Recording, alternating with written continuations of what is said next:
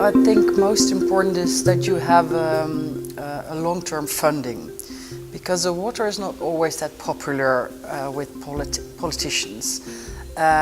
Investing in water after disaster, of course, is what politicians do.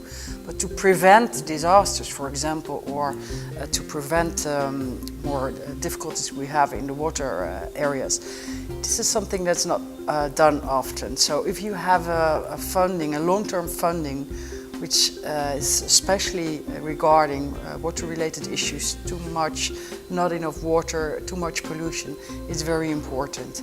But it's not only about technology. What is also very important is that there is political support, that there are solutions also for the future, sustainable solutions. So what we have in the Netherlands is a Delta law, a Delta fund, a Delta program, which will keep the attention not only on the technical solutions, but also on the governmental system and on the tax system for water. And I think having such a Delta fund in the Netherlands can be of interest for my colleagues everywhere around the world. Although they always say bring in the Dutch when there's a water problem, we also learn a lot when we work abroad, and we find that we also have new challenges for the future. For example, we always thought we have enough water, so fresh water supply is not an issue for the Netherlands. But with rising sea level and salt intrusion, it becomes more and more an issue.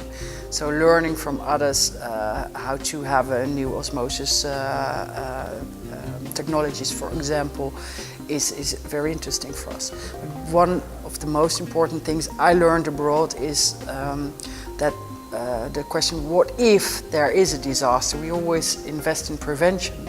But for example, in the United States, they know a lot about evacuation.